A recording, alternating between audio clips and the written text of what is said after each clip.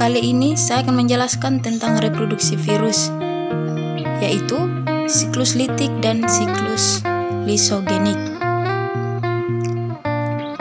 Pada siklus litik terdapat 7 tahap. Yang pertama, fase adsorpsi. Yang kedua, fase injeksi. Yang ketiga, fase eklivase. Yang keempat, fase sintesis. Yang kelima, fase replikasi. Yang keenam, fase perakitan. Dan yang ketujuh, fase lisis. Kita masuk ke siklus lisogenik. Pada siklus lisogenik terdapat 4 tahap. Yang pertama, adsorpsi. Yang kedua, injeksi. Yang ketiga, penggabungan. Dan yang keempat, pembelahan.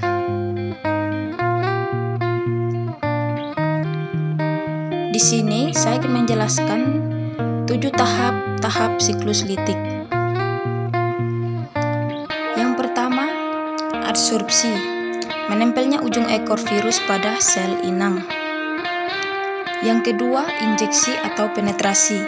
Setelah menempel, virus kemudian akan melubangi membran sel inang dengan bantuan enzim lisosom. Yang ketiga, eklivase. Setelah berlubang, virus baru akan menyuntikkan DNA virus ke dalam sitoplasma inang. Yang keempat, sintesis. Setelah DNA virus disuntikkan ke dalam sel inang, DNA dari virus akan dinonaktifkan. DNA dari sel inang kemudian mengambil alih kerja sel inang.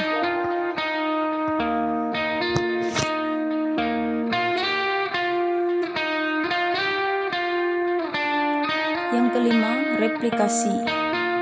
Kemudian DNA virus akan mengerahkan virus untuk menghasilkan protein atau phase sintesis dan menjadikan sel inang sebagai tempat pembentukan virus baru atau penggandaan virus. Yang keenam, perakitan. Dalam phase ini terjadi perakitan komponen tubuh virus yang dihasilkan dalam phase replikasi.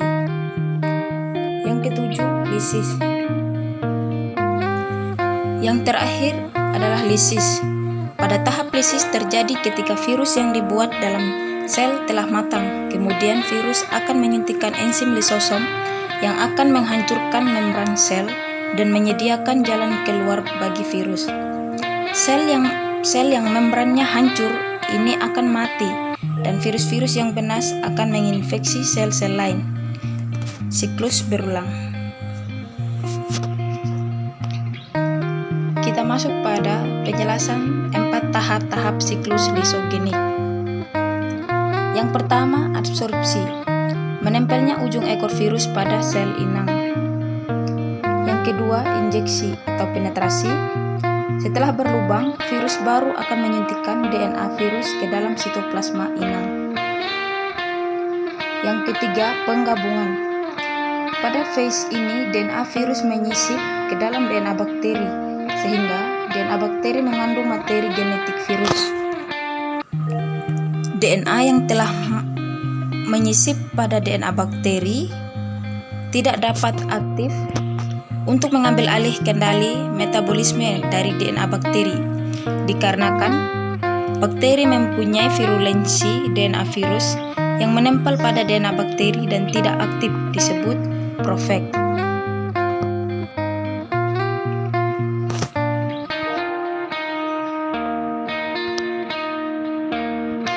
Yang keempat, pembelahan.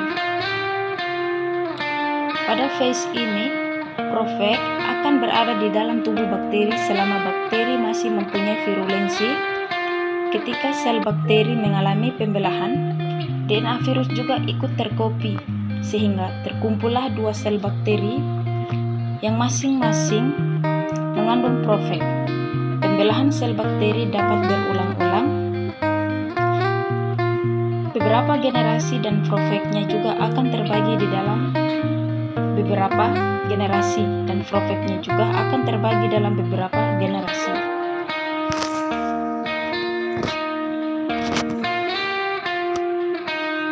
Kita masuk pada perbedaan antara siklus litik dan lisogenik.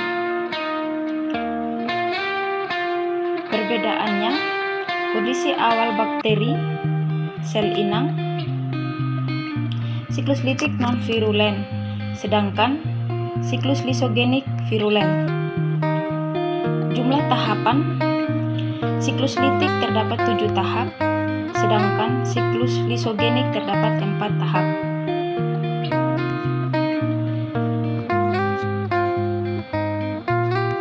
Kelanjutan siklus. Siklus litik terhenti karena sel inangnya rusak atau mengalami lisis. Siklus lisogenik dapat dilanjutkan dengan siklus litik jika virulensi bakteri hilang. Kondisi akhir bakteri sel atau sel inang.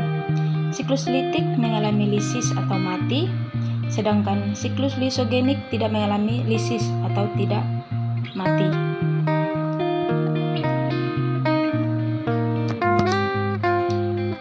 Kita masuk pada persamaan pada siklus litik dan siklus lisogenik. Memiliki absorpsi dan injeksi atau penetrasi yang sama.